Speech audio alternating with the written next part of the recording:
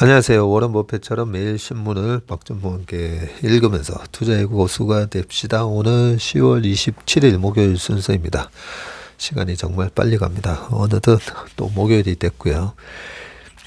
오늘 기사는 어제 이제 채권 얘기를 좀 많이 했었잖아요. 그죠? 예, 그 채권 투자의 가장 큰 주체가 되는 기금, 그리고 보험 회사들.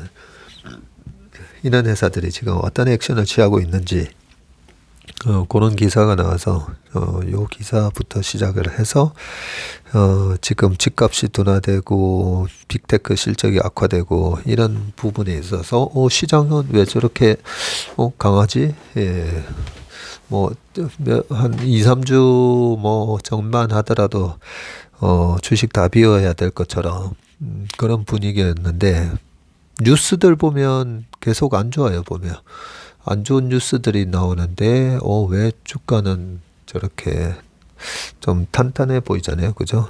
예, 이런 현상이, 거기에 관한 게 이제 고개 드는 페드의 속도 조절론입니다. 지난 7월 27일인가 FOMC에서 제롬 파월이 그때 속도 조절에 관한 얘기를 하고, 그러고 나서 거의 8월 달까지, 6월 달부터 8월 달까지 계속 주가가 강했었잖아요. 네, 그러면 그때는 이제 사실 좀 뻥카였었는데, 지나고 보니까, 그죠? 9월 달에도 75 올리고, 이런 식으로. 근데 이번에는 진짜인지, 고개 드는 페드의 속도 조절에 관한 얘기를 좀 보고요. 그리고 이제 중국이 해외 자본 유출 막아라, 이런 기사하고, 또 요즘 홍콩 지수가 거의 반토막이 났어요. 한 33,000이었다가 지금 15,000인가 그렇게. 홍콩 지수가 빠질 때마다 걱정되는 게 이제 홍콩 지수를 베이스로 한 ELS죠. 또 ELS라고 하는 얘기. 그리고 현대차 그룹이 지금 미국 전기차 공장 첫 사업을 떴잖아요. 이런 데서 나오는 이제 앞으로의 비전, 그런 비전에 대한 얘기를 이제 좀 우리가 체크를 해봐야 되고, 그리고 이제 하이닉스 3분기 어닝 쇼크 나왔는데 주가는 또 안 빠지죠. 그런 부분들이 제가 변화생존이라는 그 김동원 소장님하고 김한진 박사님하고 같이 공자한 그 책에, 저한테 이제 주식 투자를 하는 데 있어서 가장 중요한 단어 한 단어만 딱 얘기해봐라고 하면 저는 빼딱꿈불리라고 그렇게 얘기를 하면서, 이 주식을 할 때 왜 우리가 열심히 공부하고도 주식 투자에서 실패하는지, 그게 바로 이 빼딱꿈불리라고 봅니다. 미리 이미 모두가 알고 있는 기정사실화된 이슈에 주가가 더 이상 반응하지 않거든요. 네, 그런 부분들이 지금 주식시장에서 조금씩, 하이닉스도 실적이 안 좋을 거야 하면서 이제 주가가 고점 대비 거의 45% 빠졌죠. 그렇게 빠진 상황에서 실제로 실적이 안 좋은 실적을 발표를 했더니 주가가 그때부터 올라가는 현상이 이번에만 있었던 게 아니라 2019년도에도 있었다고 말씀을 드렸었죠. 그런 관련된 얘기 기사로 오늘 쭉 한번 읽어보겠습니다. 현금을 쌓아야 버틴다. 보험사들 이달에만 채권을 2조를 팔았다고 합니다. 지금 여기서 왜 채권을 파는지 모르겠는데요. 여기 이제 표가 좋아가지고요. 기금 및 보험의 채권 잔고가 지금, 기금은 314조 2364억 원의 채권을 들고 있고요. 보험사는 555조 6515억, 엄청나게 많은 채권을 들고 있습니다. 우리나라 삼성생명부터 2위인 하나생명, 그리고 교보생명 등 우리가 넣은 보험들 있잖아요. 그 보험을 가지고 원래 이제 돈놀이 하는 거거든요. 보험금을 받아서 실제로 이제 사망하거나 아니면 사고가 있었을 때 보험금 지급은 이제 나중에 천천히 발생을 하다 보니까 들어온 자금으로 원래는 이제 이렇게 채권을 왕창 사놓고요. 과거 2, 30년 전에 금리가 8%에서 한 15%할 때는, 그랬을 때는 뭐 보험 들어온 자금으로 그냥 채권만 사놔도 돈을 버는 구조였다가, 재작년까지 이 금리가 완전히 뭐 0.5까지 떨어지니까 보험사들 PBR이 0.2, 막 0.1, 뭐 8, 뭐 이런 식까지 떨어졌다가, 최근에 이제 금리가 쭉 올라와서 보험사들에게 지금 이제 숨통이 트인 그런 상황입니다. 주요 투자자 채권 매매 동향을 보니까요, 9월달하고 10월달, 10월달에 연기금하고 외국인이 특히나 채권을 많이 샀네요. 10월에만 4조 7,775억 샀고요. 그동안에 뭐 우리나라 정책금리랑 미국의 정책금리가 이제 역전이 되면서 계속 뭐 똑같은 질문들 많이 나왔었잖아요. 자금이 유출되는 거 아니냐, 외국인이 한국 채권 팔아가지고 미국 채권 파는 거 아니냐. 그럴 때마다 제가 10년물 국채금리 보면 아직까지 우리나라 국채금리 수익률이 훨씬 더 높은 상황이었잖아요. 한 50bp 차이가 났었으니까. 실제, 그리고 또 두 번째는 이제 환배팅이 제일 더 중요하다 했죠, 금리보다. 물론 이제 금리의 방향성이 제일 중요하고요. 금리가 올라가는 국면이냐 떨어지는 국면이냐, 거기에 따라서 이제 단기채를 살 거냐 장기채를 살 거냐, 그게 이제 듀레이션에 따라서 이제 우리가 금리가 올라가는 국면에서는 아무래도 장기채가 영향을 많이 받기 때문에 단기물로 듀레이션을 낮춘다 그러고요. 그리고 금리가 이제 떨어진다 싶으면 이제 장기채를 사기 시작합니다. 장기채를 사기 시작하면서 단기 금리보다 장기 금리가 떨어지면서 역전되는 현상이 일어나고, 실제로 경기가 침체로 들어가며 갈수록 물가 상승보다는 디플레이션을 반영을 하면서 장기채 금리가 더 가파르게 떨어지게 되고요. 그렇게 가파르게 떨어지게 되면 정책금리도 결국 낮추면서 나중에 단기금리도 따라가고, 그런 현상이 있기 때문에 일단은 뭐 금리의 방향성이 제일 중요하고요. 그 방향성이 어느 정도 결정이 되고 나면 그 나라의 이제 통화 가치가 어떻게 될 건지, 절상 어프리시에이션이 될 건지 아니면 절하 디프리시에이션이 될 것인지, 그런 걸 보고 결정을 한다고 말씀을 드렸습니다. 이 기사가 꽤 긴데요. 정부의 채권시장 대책에도 불구하고 시장 불안이 이어지는 가운데 보험사들의 채권 매도가 빠르게 늘고 있는 것으로 집계가 됐는데, 이달 들어서 25일까지 한 2조 원 정도 팔았네요. 가파른 금리 상승으로 인한 손실을 막기 위해서 증권사와 운용사에 이어서 보험사들까지 채권 매도 물량을 쏟아내고 있다. 이 채권 금리 고점에서 이래 또 채권을 파는, 어쩔 수 없나 보네요. 주식도 뭐 바닥에서 주식을 팔고 올라가면 위에서 계속 갈 것처럼 생각해서 사는 것처럼, 채권도 여기서 더 금리가 계속 올라갈 거다고, 지금은 이제 페드가 뭐 내년까지 금리를 계속 올릴 거다 하니까, 여기서 금리가 계속 올라가면 또 추가적으로 손실 나지 않겠느냐라는 공포감에 금리 거의 고점에서 지금 채권을 팔고 있다고 봅니다. 그리고 유동성 확보를 위한 고육정책인 셈이다. 보험사 관계자는 지금 이 채권을 매각하기에 좋은 시점은 아니지만 돈 나올 곳이 없다면서 지점으로 쓰던 부동산 매각도 쉽지 않은 데다가 하반기 계획했던 자금 조달 계획이 줄줄이 무산되면서 다들 현금 확보에 나서는 분위기라고 전했다고 합니다.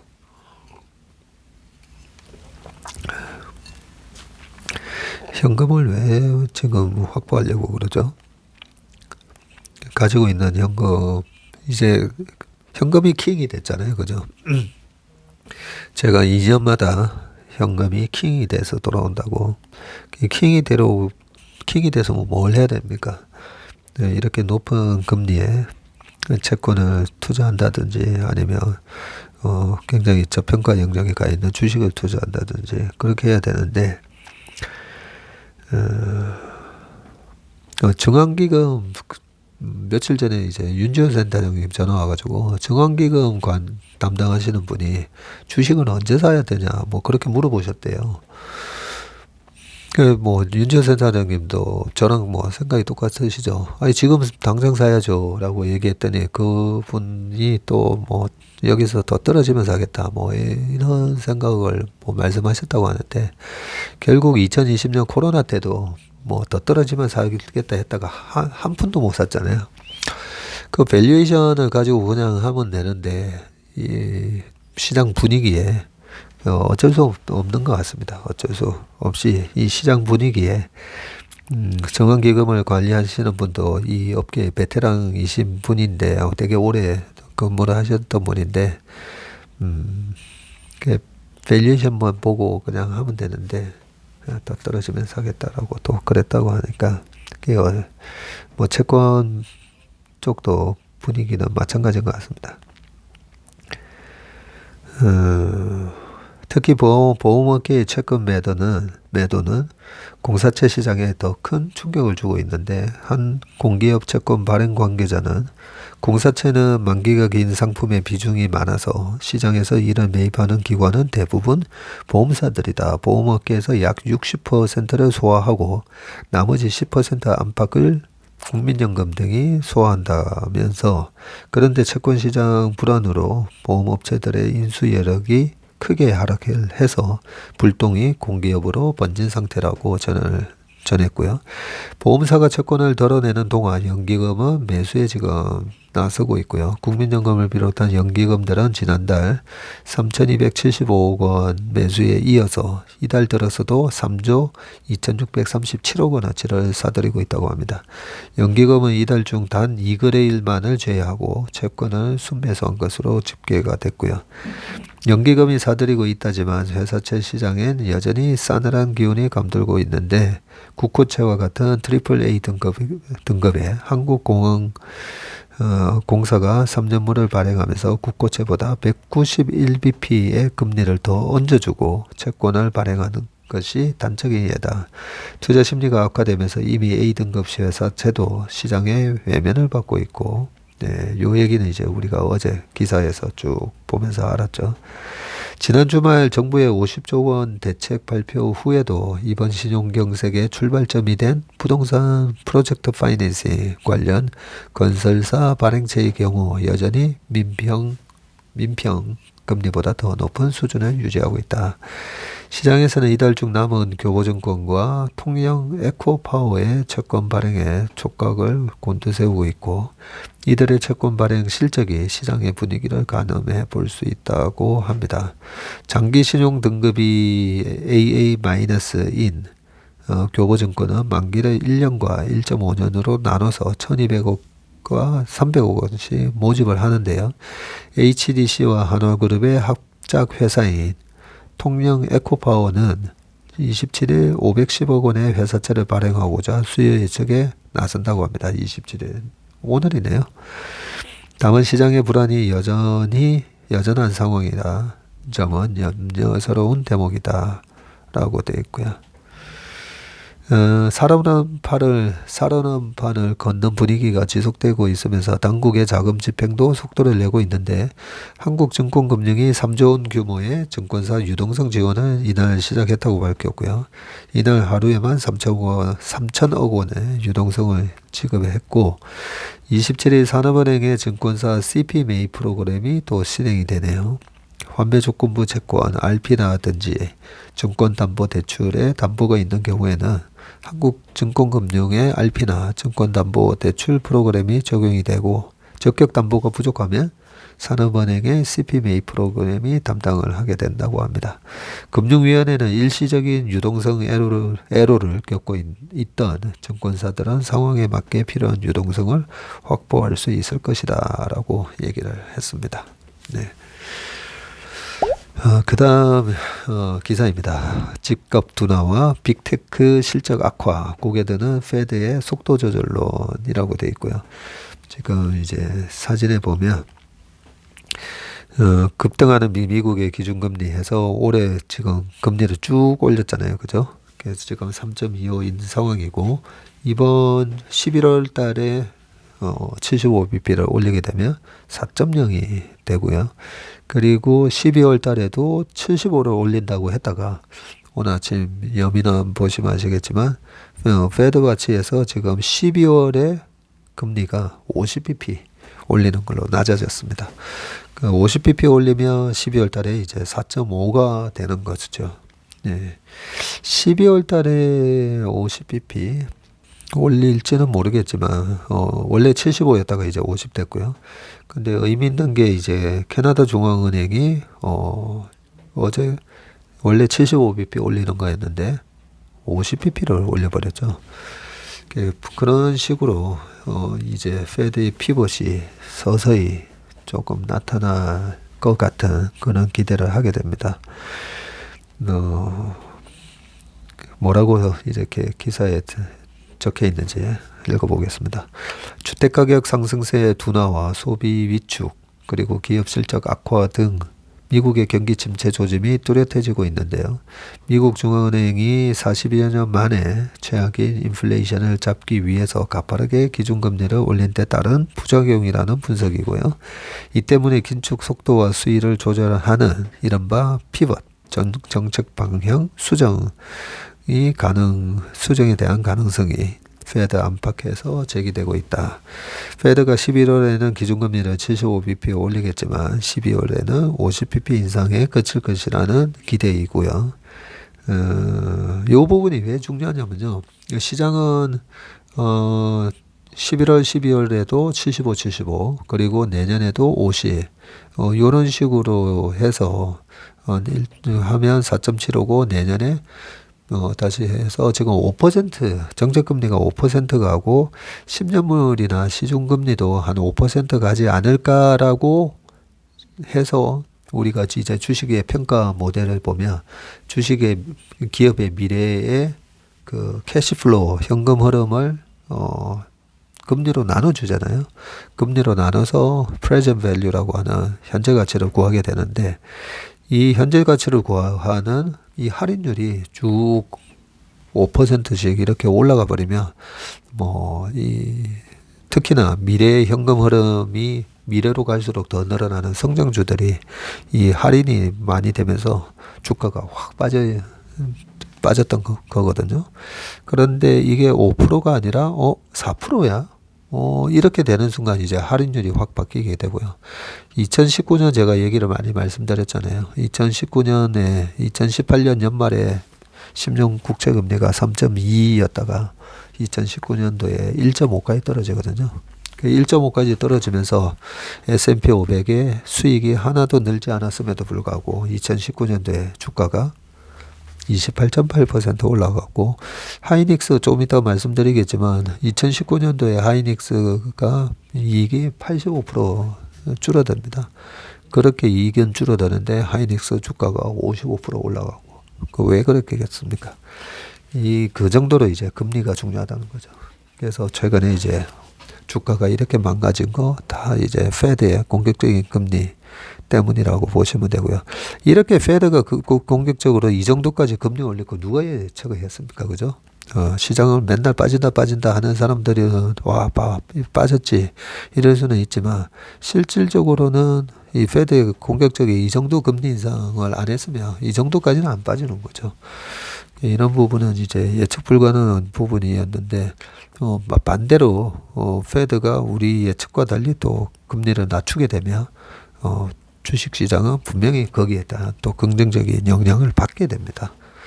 그런 부분에서 우리가 페드의 정책 왜 저렇게 페드의 금리 인상이 우리는 기업 가치에 투자를 하고 그런데 왜 이제 매크로 변수가 저렇게 중요하지? 그런 측면에서 매크로 변수가 방금 쭉 설명드린 것처럼 미래의 기업뿐만 아니라 상가, 부동산 다 똑같습니다. 모든 투자 자산에 수익 자산에 금리가 영향을 미친다는 거. 이제는 거의 다 아실 겁니다. 아시는 내용이겠지만 다시 한번 설명을 드렸고요. 미국 주택 가격 상승률이 35년 만에 최저치로 떨어졌고요. S&P 다우존스 인덱스가 25일 발표한 8월 주택 가격 지수는 지난해 같은 달 대비해서 13%나 올랐는데요. 전월 증가율에 비해서 2.6%, 전월 증가율은 15.6%였는데 2.6%포인트 떨어졌고요. 1987년 후 가장 감소폭이 크다고 합니다. 크레이거 라자라 S&P 다우존스 인덱스 상무는 미국의 주요 20개 도시 모두에서 상승세가 둔화됐다고 말을 했습니다. 대표 기업들의 실적도 시원찮고요. 예, 알파벳, 구글 쭉, 마이크로소프트 어제 실적 발표 쭉 다 이 부분은 다 아시는 거고, 금리가 더 오를 것이라는 예상에 미국 국채 금리가 크게 상승하고 있는 것도 문제다. 지난 8월 연 2.6% 정도였던 10년 만기 국채 금리가 최근 연 4%로 치솟았고, 블룸버그는 이날 미국 재무부가 국채 가격 하락을 막기 위해서 22여 년 만에 시장에 개입을 해서 국채를 사들이는 바이백을 고려하고 있다고 보도를 했네요. 20년 만에 시장에 개입해서 국채를 산다. 이게 왜 20년 만인지 모르겠네요. 코로나 때도 이게 미국 정부가 개입한다는 얘기인 것 같은데, 연준이 코로나 때는 연준에서 회사채까지도 사겠다. 그리고 모기지 채권도 샀고 MBS 이런 것도 했었는데, 조금 더 읽어보겠습니다. 주택담보대출 모기지 금리도 고공행진하고 있는데, 미 모기지 은행협회는 지난 15일에서 21일 30년 만기 고정금리 모기지의 평균 금리가 전주보다 0.2% 오른 연 7.16%를 기록을 했다고 26일 밝혔는데요.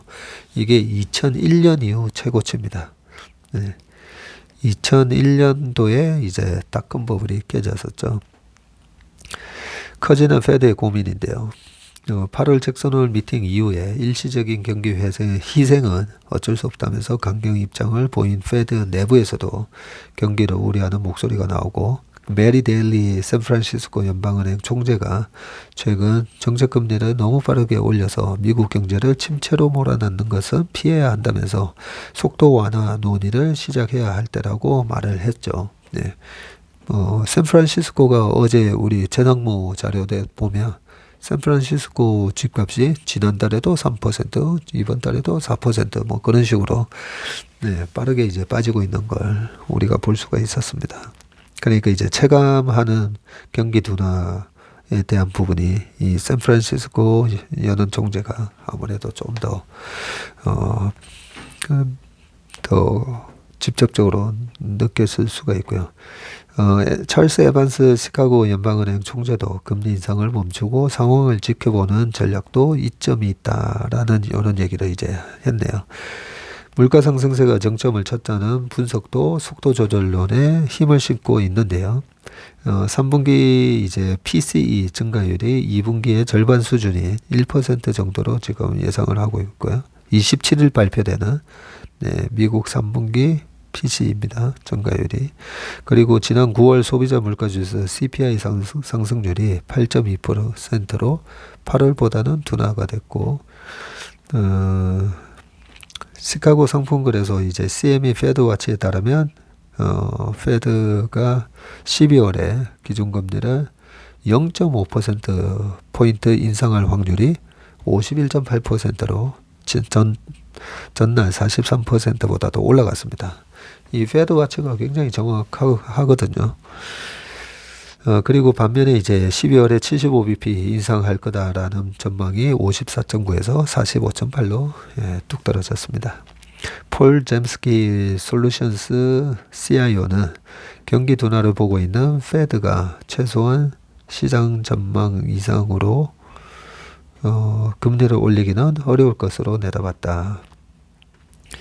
그러나 긴축 속도를 늦추면 다시 인플레가 기승을 부릴 수 있는 만큼 페드의 방향 전환이 쉽지 않을 것이라는 전망도 나오고 있고요. 데니엘 핀토 JP 모간 체이스 대표는 더 완화적인 통화 정책으로 조기에 돌아서는 것은 1970에서 80년대와 같은 실수가 될 가능성이 크다고 지적을 했습니다. 네. 앞으로 발표되는 이제 지표들, 그 중에서도 이제 여미남이나 우리 채플미를 계속 보시는 분들은 아시겠지만 미국 페드가 제일 무서워하는 거는 집값이라 했잖아요. 2008년 금융위기를 초래했다. 그 집값이 무너지면 제가 저희 직원들한테도 설명을 해주는데 주식시장보다 부동산 시장이 훨씬 크거든요. 훨씬 크기 때문에 부동산 시장이 무너지면 이게 거의 뭐 항공모함 같아가지고요. 무너지는 걸 또 페드가 잽싸게 뭐 금리 낮추고 한다고 바로 이래 잡히지가 않습니다. 2007년, 8년 해서 2012년까지 집값이 빠졌잖아요. 네, 한번 이렇게 추세가 무너지면 걷잡을 수 없기 때문에 그 정도까지 가게 만들지는 않을 겁니다. 예, 그렇기 때문에 최근에 이제 집값 하락이 저는 이제 12월 달 그리고 내년 뭐 4.75% 예, 가기 힘들 거다라고 제가 생각하는 이유이기도 하죠. 예, 그 다음에 이제 중국 관련된 기사인데요. 해외 자본 유출 막아라. 외국 기업 투자 촉진책 도입. 시황제발 차이나런 긴급 대응. 무역 통관 간소화 등 15개 조치를 했다고 합니다. 중국이 외국 기업의 투자 촉진을 위한 지원책을 내놨네요. 시진핑 집권 3기에 대한 우려로 중국 증시에서 외국 자본이 썰물처럼 빠져나가자 긴급 대응에 나선 것이라는 분석이 나오고요. 지난 25일 중국 국가발전계획위원회 홈페이지에 따르면 6개 부처는 제조업을 중심으로 외국 자본을 유치하기 위한 15개 항목의 정책을 발표를 했네요. 외국인 투자 등을 원칙적으로 허용은 하되 예외적인 영역에서만 금지 또는 제한하는 외국인 투자 네거티브 리스트를 시행한다는 내용이 포함됐고요. 이를 통해서 외국 투자 기업이 중국 기업과 동등한 지원을 받을 수 있도록 한다는 방침입니다. 지방정부는 외국인 투자 촉진 우대 정책을 도입을 해서 외국 투자 기업이 중국 내 제조업 분야에 재투자하도록 장려를 하고 이들 기업의 생산 활동을 원활하게 보장한다는 내용도 담았고요. 또 자격을 갖춘 외국 투자 기업이 베이징 증권 거래소에 상장할 수 있도록 하는 등 금융 서비스 지원을 강화했다고 합니다. 이번 조치는 중국의 개혁 개방 노선이 후퇴할 수 있다는 시장의 불안 심리가 확산하는 가운데 나왔고요. 지난 20차 공산당 전당대회에서 시진핑 중국 국가주석이 3연임을 공식화했고 차기 최고 지도부 7명 전원이 시진핑의 측근 그룹으로 채워지면서 시 주석의 1인 전화가 도래했다는 우려가 커졌었죠. 26일 블룸버그 통신에 따르면 중국의 최고 지도부 발표 후에 첫 거래일인 지난 24일 하루 동안 중국 본토 증시에서 빠져나간 외국인 자금이 25억 달러 약 3조 5,700억 원으로 역대 최대 수준을 기록을 했다고 합니다. 바이밍 중국 국제무역경제협력원 국제시장조사연구소 부소장은 중국 관영지 글로벌타임스와의 인터뷰에서 이번 조치는 당대의 폐막 후 첫 개방 정책 패키지로서 중국의 개방 의지를 알리는 신호다라고 말했습니다. 시진핑 3기가 시작되면서 내년에는 어떻게든 이제 경기를 살리려는 조치가 나온다라고 저도 생각을 하고 있는데요.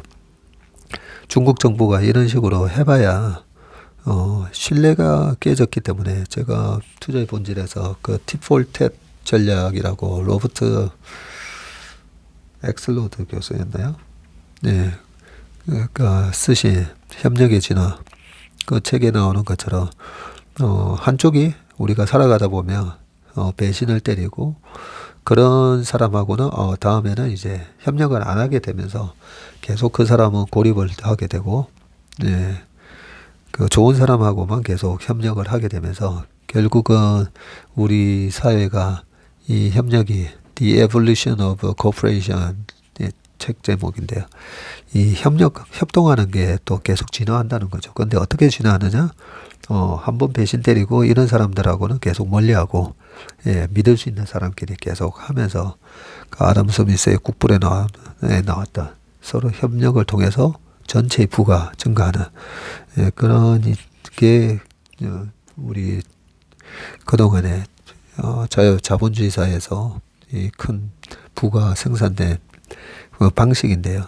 이 중국 사드 이런 걸로 그냥 중국에 진출한 롯데 기업이 거의 뭐 한 롯데그룹이 한 10조 손실 봤죠. 미래의 캐시플로우까지 다 감안하면 훨씬 더 큰 손실이라고 보고, 언제 어떤 식으로 중국 정부의 정책, 이번에 코로나 방역도 보면 좀 말도 안 되는 식의 접근은 지금 조치를 아직까지 하고 있잖아요. 이런 것까지 감안을 하면 이렇게 외국인 투자 촉진법 이렇게 한다고 해서 이제는 이런 거 해도 이제 내가 앞으로 잘할게 이렇게 해도 안 들어갈 가능성이 높죠. 예.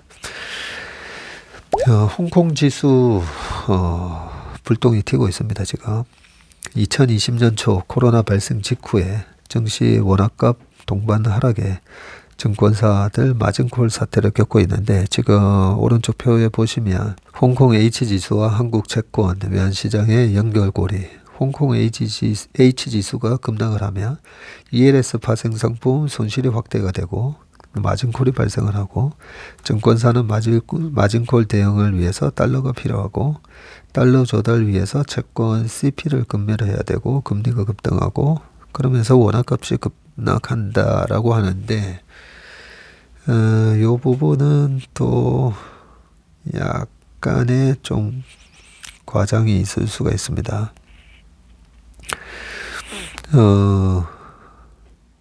요 오른쪽 일단 표를 보시면요, 그래프가 나오는데요. 2022년 1월 달부터 해서 홍콩 H지수 지금 ELS 미상환 발행 잔액인데요. 올 1월 달에 18조 6,445억 원이었고요. 지금 9월 달 기준으로 21조 정도 되는 자금이 ELS가 조기 상환이 안 되고, 예, 미상환되고 있는 상황입니다. 그리고 홍콩의 H지수는 2월 10날에 8,789였다가 지금 5,217까지 떨어졌네요. 보통 이제 ELS 같은 경우가 거의 뭐 원금이 보장되는 것처럼 이제 설계가 돼 있죠. 근데 이제 마이너스 40% 언더라잉 에셋이라고 하는, ELS가 기초자산으로 하는 뭐 홍콩 지수가 어느 구간에서만 왔다 갔다 하게 되면 6개월 안에 조기 상환이 되면서 약 몇 퍼센트를 수익을 가져가게 됩니다. 이런 게 이제 ELS잖아요. 그죠? 여기서 이제 ELS라는 게 Equity Linked Security라고 해서 이 equity를 가지고 한다는 얘기고요. 뭐 DLS 뭐 이런 거는 이제 D가 이제 Derivatives라고 해서 파생 상품과 연관돼서 만든 ELS 같은 상품을 이제 DLS라고 하고 그러는데, 조금 읽어보고 말씀드릴게요. 홍콩 증시가 폭락하면서 ELS 수익률에 비상이 걸린 가운데 관련 상품을 취급하는 국내 금융사들까지 위기에 처할 수 있다는 염려가 커지고 있는데, 2020년 3월 홍콩 H지수발 ELS 마진콜 사태로 원화값이 급락하고 채권 시장이 마비됐던 상황이 반복될 수 있다는 지적인데, 이게 코로나 직후에 홍콩 ELS 이것 때문에 채권 시장이 마비되고 원화값이 급락했다고 봐야 되나? 요거는 조금 좀 더 읽어보겠습니다. 금융당국도 ELS발 마진콜 사태가 재발하는 것을 막기 위해서 모니터링을 대폭 강화하고 있고요.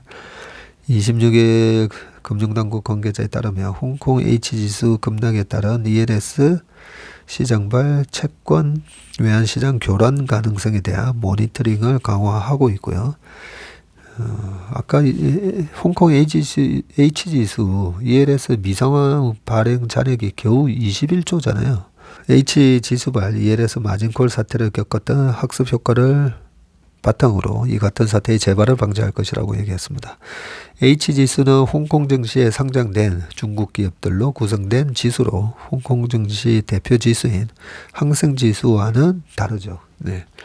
우리가 옛날에 2007년, 6년, 5년 요때도 이제 뭐 중국 펀드 막 열풍 불었을 때, 예, 그때도 이제 우리가 뭐 후광통이나 이런 게 열리면서 성광통, 후광통이 열리면서 중국 본토 증시를 바로 투자를 처음에는 못했잖아요.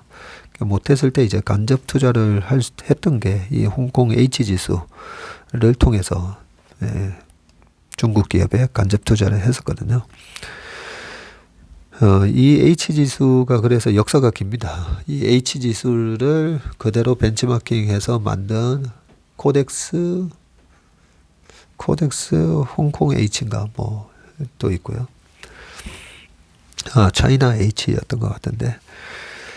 예, 그러다 보니까 이제 이 H지수를 기초자산으로 하는 ELS가 많이 반영이 됐습니다. 홍콩 H지수가 올해 6월 장중 7,917을 기록한 이후 지속적으로 지금 하락을 하고 있고요. 25일에는 장중 5,025까지 빠졌네요. 아까 연초에 8,789였는데 5,000까지 빠졌네요. 넉 달간 고점 대비 하락폭이 26.3%고요. 코스피가 7.7% 빠졌는데, 예, 코스피의 3배 이상 빠졌고요. 한국예탁결제원에 따르면 홍콩 H지수 연계 ELS 미상원 잔액이 지금 21조 정도 되고요. 문제는 H지수 급락이 ELS를 고금리로 한국 채권 원화값 약세를 부추길 수 있다는 점이다. 인데 2020년 3월 당시에 홍콩 H지수가 급락하면서 국내 증권사가 자체적으로 운용하던 20조 원 규모 ELS에 대해서 해외 금융사들이 일제히 마진콜을 요구했다. 국내 증권사는 ELS 만기 상환 수익금 지급을 위해서 홍콩 H지수 풋옵션을 팔고 H지수 주가지수 선물을 매수하는 등 다양한 수단을 통해서 위험을 해지했다. 풋옵션 매도를 통해서 벌어들인 돈으로 ELS 투자자들에게 배당금 지급을 약속하는 구조다. 하지만 주가지수가 급락하면서 해당 풋옵션에서 손실이 발생을 하자 ELS 판매를 중개한 해외투자은행들은 손실이행 보증을 위해 추가로 달러를 보내라며 마진콜을 요구했고요. 급히 달러가 필요했던 증권사들은 보유하고 있던 원화채권과 기업음을 시장에 내다 팔아서 구원 자금으로 송금을 했고요. 채권 시장에서는 채권에 대한 급매물이 나오면서 시장 금리가 급등을 했고, 외환 시장에서는 원화 급매물이 나오면서 원화값이 급락을 했다. 당시에도 지금처럼 가뜩이나 시장에 달러가 귀하던 시절에 달러가 대량으로 빠져나가면서 원화값 하락을 부채질했다.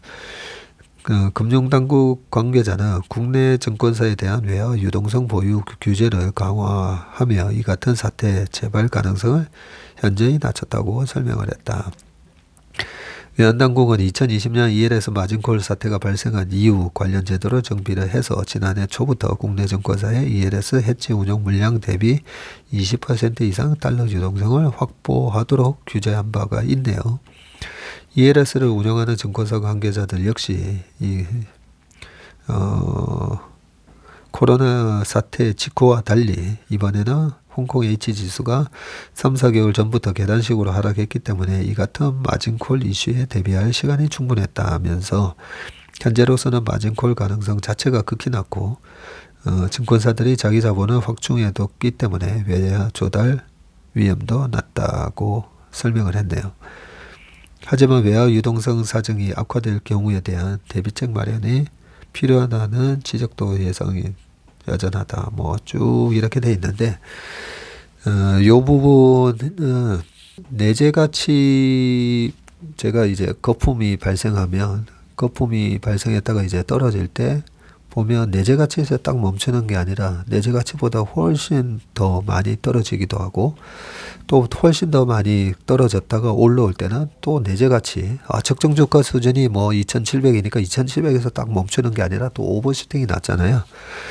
그런 메커니즘이 보면 이렇게 주식만 갖고 매매를 하는 게 아니라 주식과 관련된 이런 파생 상품이 한마디로 이 마지막 국면에서 패닉 셀링과 오버슈팅을 만들어내게 됩니다. 파생 상품이. 그 뭐 파생 상품을 해본 사람들은 너무나 뭐 실감을 하실 건데요. 지금 요 ELS 구조도 제가 쭉 읽어보다 보니까 그 증권사들이 여기서 왔다 갔다 하면 삼성전자를 기초자산으로 했던 아니면 뭐 유로스탁 뭐 50을 했던 그 지금 여기 표현되어 있는 풋옵션 있잖아요. 풋옵션을 매도를 하면 실질적으로 주가가 그만큼 확 빠지지 않고 왔다 갔다 하다 보면 그 옵션이 이제 매달 만기가 있다잖아요. 그 만기 뭐 매달 있는 것도 있고 이제 장외 옵션은 만기가 훨씬 더 길 수도 있는데 그 옵션의 가격이 꽝이 되는 거죠. 꽝이 되면서 복권을 발행한 사람이 돈을 번다 했잖아요. 마찬가지로 증권사가 ELS를 발행을 하면서 하나의 이제 복권 발행자가 되는 겁니다. 요 구간에서만 왔다 갔다 하면 어느 정도 수익이 나게 되고 이 풋옵션 매도한 걸로 수익 난 거에서 일부를 ELS 가입자들한테 자 이번에도 조기 상환이 됐습니다. 6개월에 연 뭐 4% 수익 받아가세요. 요런 식이 되는데요. 지수가 이제 급락을 하면 이 마이너스 40% 되면 뭐 낙인이 된다고 해서 투자자들의 원금 보장 구간이 없어지고 손실이 되고 뭐 그런 구조인데 이 급락을 하게 되면 이 풋옵션을 매도한 이 국내 증권사들의 손실이 커지니까 이 풋옵션을 중개하는 증권사에서 마진콜이 들어오는 거죠. 이거 뭐 9.11 테러 같은 경우에는 풋옵션 외가격이 막 250배 이렇게 증가를 했었거든요. 한 이틀 만에. 네, 그러다 보니까 마진콜을 요구를 하게 됩니다. 돈 더 넣어라. 막 이렇게 그런 상황이 2020년 3월에도 그랬고 실제로 증권사들이 거기다가 돈을 더 넣어야 되다 보니까 어쩔 수 없이 가지고 있던 CP나 채권을 팔아가지고 급하게 그 돈을 달러로 바꿔서 송금을 해야 되다 보니까 외환시장에 있어서 환율을 더 부추기는 환율 급등을 더 부추기는 그런 작용을 했다. 뭐 이런 얘기를 우리 한우람 기자님하고 김건희 기자님이 적어주셨네요. 요 증권사의 ELS에 요 관련된 부분은 되게 어려운 부분인데 요 부분을 정확하게 이해를 하시고 기사를 적으셨네요. 우리 요즘 기자님들도 수준이 뭐 보통이 아닙니다. 마지막 기사인가요? 시간이 지금 어떻게 됐네요. 시간이 40분이 넘어가 버렸네. 아이고, 그러면 이 마지막 기사 현대차랑 낸드 관련된 이 하이닉스 기사는 신문에서 많이 나오고 여기 기사도 자세히 돼 있으니까요. 이 기사도 확인하시길 바랍니다. 앞에서 너무 시간을 많이 뺐었네요. 그러면 오늘 하루도 건강하고 행복한 하루 되시길 바라겠습니다. 감사합니다.